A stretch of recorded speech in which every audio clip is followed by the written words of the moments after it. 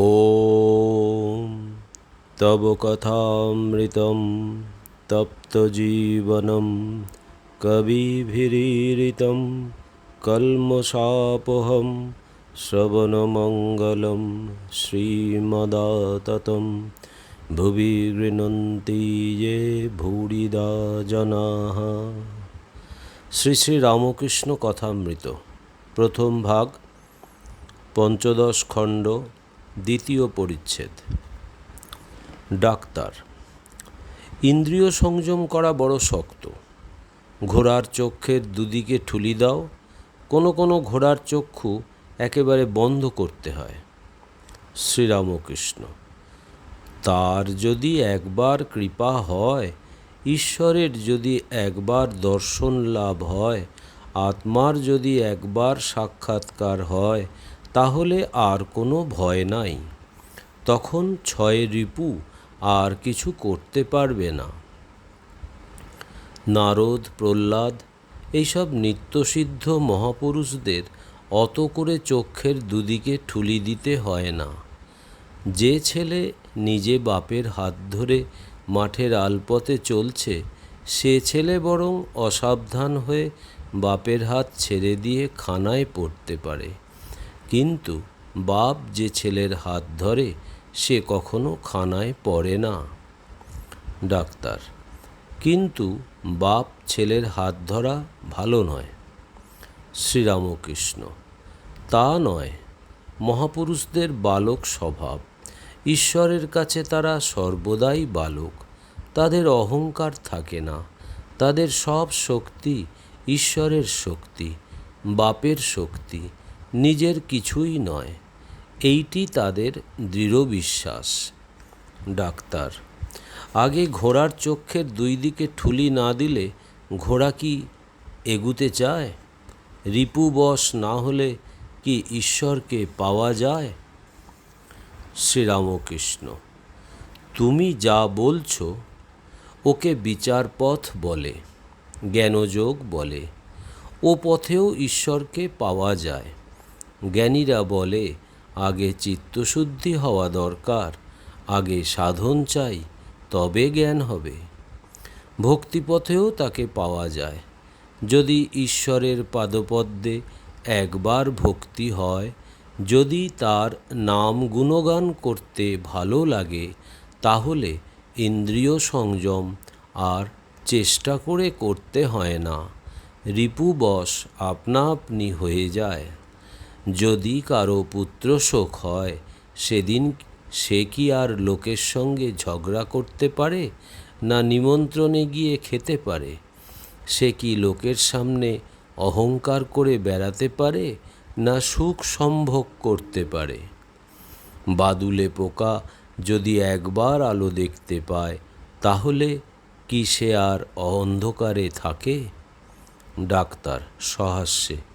তা পুড়েই মরুক, সেও স্বীকার। শ্রীরামকৃষ্ণ। না গো, ভক্ত কিন্তু বাদুলে পোকার মতো পুড়ে মরে না।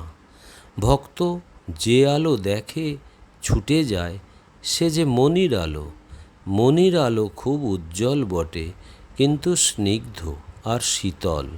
এ আলোতে গা পোড়ে না। এ আলোতে শান্তি হয়, আনন্দ হয়। বিচার পথে, জ্ঞানযোগের পথে তাকে পাওয়া যায়, কিন্তু এ পথ বড় কঠিন। আমি শরীর নই, মন নই, বুদ্ধি নই, আমার রোগ নাই, শোক নাই, অশান্তি নাই, আমি সচ্চিদানন্দ স্বরূপ, আমি সুখ দুঃখের অতীত, আমি ইন্দ্রিয়ের বশ নই।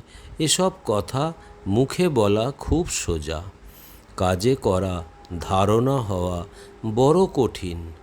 কাঁটাতে হাত কেটে যাচ্ছে, দরদর করে রক্ত পড়ছে, অথচ বলছি কই কাঁটায় আমার হাত কাটে নাই, আমি বেশ আছি।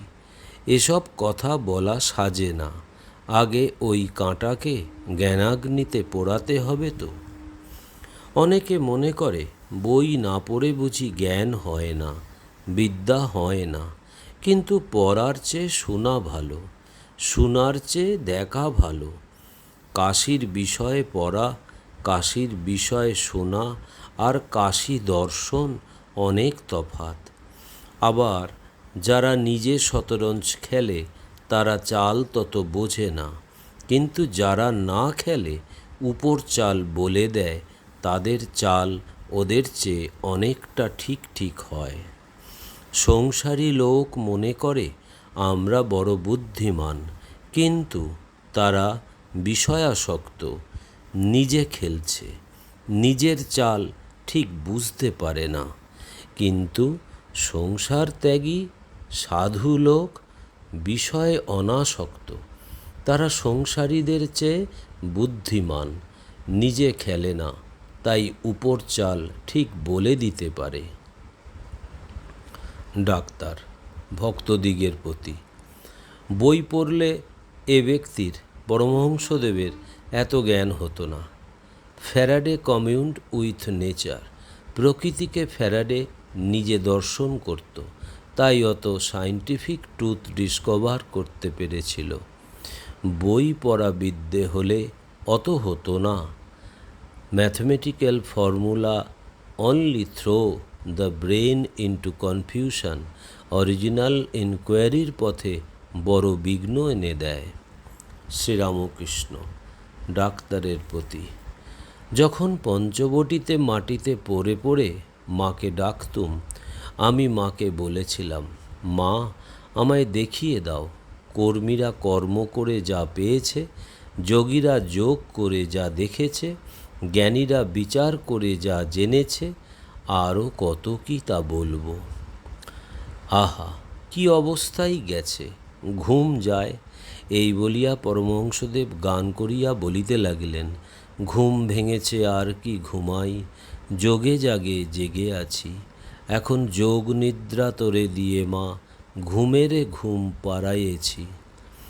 আমি তো বইটই কিছুই পড়িনি, কিন্তু দেখো মার নাম করি বলে আমায় সবাই মানে। শম্ভু মল্লিক আমায় বলেছিল, ঢাল নাই তরোয়াল নাই শান্তিরাম সিং। সকলের হাস্য। শ্রীযুক্ত গিরিশচন্দ্র ঘোষের বুদ্ধদেব চরিত অভিনয় কথা হইতে লাগিল।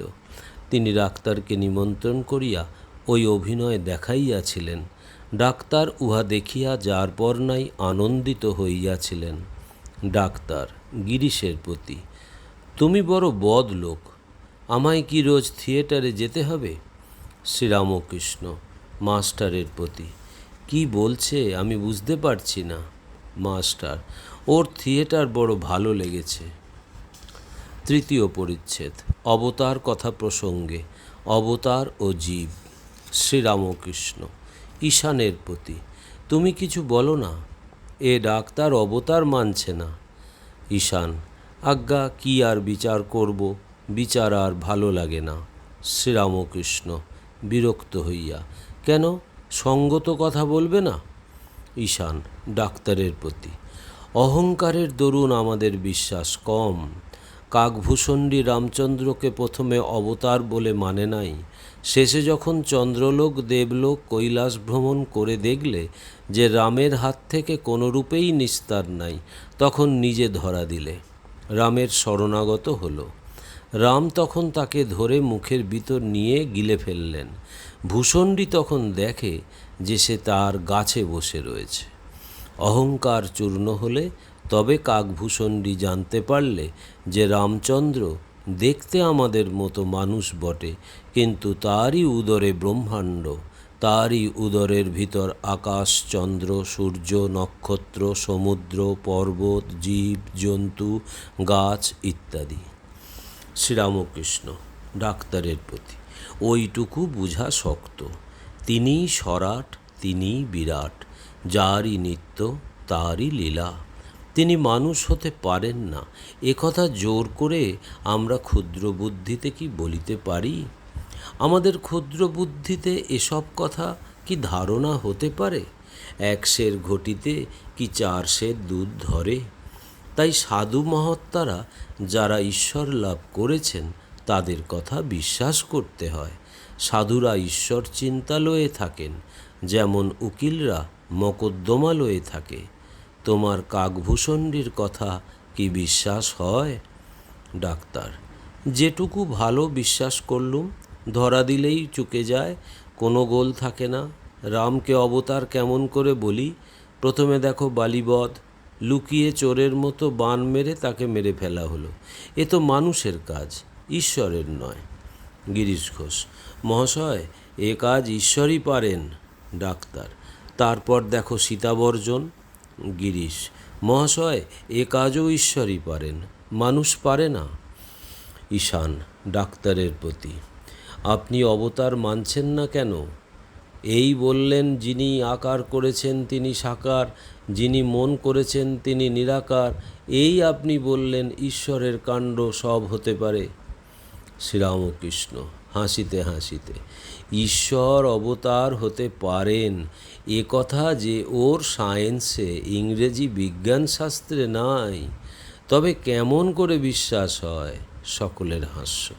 একটা গল্প শোনো। একজন এসে বললে, ওহে, ও পাড়ায় দেখে এলুম অমুকের বাড়ি হুড়মুড় করে ভেঙে পড়ে গেছে। যাকে ও কথা বললে সে ইংরেজি লেখাপড়া জানে। সে বললে, দাঁড়াও, একবার খবরের কাগজখানা দেখি।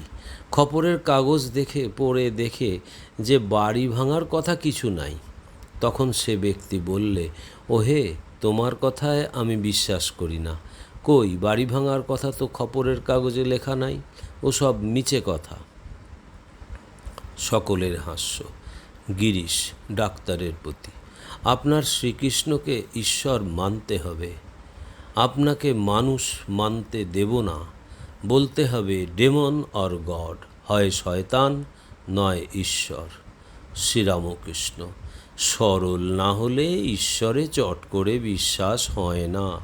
বিষয় বুদ্ধি থেকে ঈশ্বর অনেক দূর। বিষয় বুদ্ধি থাকলে নানা সংশয় উপস্থিত হয়, আর নানা রকম অহংকার এসে পড়ে। পাণ্ডিত্যের অহংকার, ধনের অহংকার, এই সব। ইনি ডাক্তার, কিন্তু সরল। গিরিশ ডাক্তারের প্রতি: মহাশয়, কি বলেন, কুরুটের কি জ্ঞান হয়? ডাক্তার: রাম বলো, তাও কখনো হয়। শ্রীরামকৃষ্ণ: কেশব সেন কি সরল ছিল! একদিন ওখানে রাসমণির কালীবাড়িতে গিয়েছিল।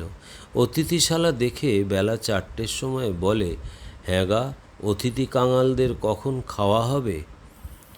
বিশ্বাস যত বাড়বে জ্ঞানও তত বাড়বে।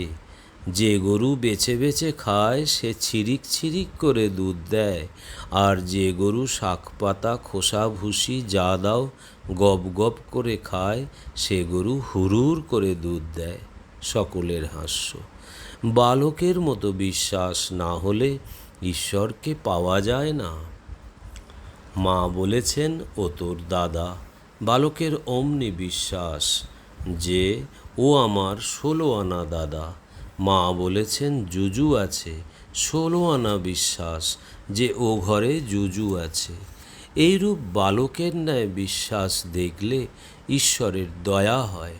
সংসার বুদ্ধিতে ঈশ্বরকে পাওয়া যায় না। ডাক্তার ভক্তদের প্রতি: গরুর কিন্তু জাতা খেয়ে খুব দুধ হওয়া ভালো নয়। আমার একটা গরুকে ওই রকম জাতা খেতে দিত। শেষে আমার ভারী ব্যারাম। তখন ভাবলুম এর কারণ কি। অনেক অনুসন্ধান করে টের পেলুম খুদ ও আরও কি খেয়েছিল। তখন মহা মুশকিল, লখনৌ যেতে হলো। শেষে 12,000 টাকা খরচ। সকলের হাস্য। কিসে কি হয় বলা যায় না। পাকপাড়ার বাবুদের বাড়িতে 7 মাসের মেয়ের অসুখ করেছিল, ঘুংরি কাশি, হুপিং কাফ। আমি দেখতে গেছিলাম, কিছুতেই অসুখের কারণ ঠিক করতে পারি নাই। শেষে জানতে পারলুম গাধা ভিজেছিল, যে গাধার দুধ সে মেয়েটি খেত। সকলের হাস্য। শ্রীরামকৃষ্ণ: কি বলে গো, তেঁতুলতলায় আমার গাড়ি গিয়েছিল তাই আমার অম্বল হয়েছে? ডাক্তার ও সকলের হাস্য। ডাক্তার হাসিতে হাসিতে: জাহাজের কাপ্তেনের বড় মাথা ধরেছিল, তা ডাক্তারেরা পরামর্শ করে জাহাজের গায়ে বেলেস্তারা লাগিয়ে দিলে। শ্রীরামকৃষ্ণ ডাক্তারের প্রতি: সাধুসঙ্গ সর্বদাই দরকার। রোগ লেগেই আছে, সাধুরা যা বলেন সেই রূপ করতে হয়। শুধু শুনলে কি হবে, ঔষধ খেতে হবে, আবার আহারের কটকেনা করতে হবে, পথ্যের দরকার। ডাক্তার, পথ্যতেই সারে। শ্রীরামকৃষ্ণ, বৈদ্য তিন প্রকার, উত্তম বৈদ্য, মধ্যম বৈদ্য, অধম বৈদ্য। যে বৈদ্য এসে নাড়ি টিপে ঔষধ খেয়েও হে এই কথা বলে চলে যায়, সে অধম বৈদ্য। রোগী খেলে কি না এ খবর সে লয় না। আর যে বৈদ্য রোগীকে ঔষধ খেতে অনেক করে বুঝায়, যে মিষ্ট কথাতে বলে, ওহে ঔষধ না খেলে কেমন করে ভালো হবে, লক্ষ্মীটি খাও, আমি নিজে ঔষধ মেরে দিচ্ছি খাও, সে মধ্যম বৈদ্য। আর যে বৈদ্য রোগী কোনো মতে খেলে না দেখে বুকে হাঁটু দিয়ে জোর করে ঔষধ খাইয়ে দেয়, সে উত্তম বৈদ্য। ডাক্তার, আবার এমন ঔষধ আছে যাতে বুকে হাঁটু দিতে হয় না, যেমন হোমিওপ্যাথিক। শ্রীরামকৃষ্ণ, উত্তম বৈদ্য বুকে হাঁটু দিলে কোনো ভয় নাই। বৈদ্যের মতো আচার্যও তিন প্রকার। যিনি ধর্মদর্শ উপদেশ দিয়ে শিষ্যদের আর কোনো খবর লন না, তিনি অধম আচার্য। যিনি শিষ্যদের মঙ্গলের জন্য তাদের বারবার বুঝান, যাতে উপদেশগুলি ধারণা করতে পারে, অনেক অনুনয় বিনয় করেন, ভালোবাসা দেখান, তিনি মধ্যম আচার্য। আর যখন শিষ্যেরা কোনো মতে শুনছে না দেখে কোনো আচার্য জোর পর্যন্ত করেন, তাকে বলি উত্তম আচার্য। ওম নিরঞ্জনম নিত্যম অনন্তরূপম ভক্তানুকম্পাধীত বিগ্রহং বৈ ঈশাবতারং পরমেশমিড্ডং তং রামকৃষ্ণং শিরসা নমামহম। শ্রীরামকৃষ্ণার্পণমস্তু।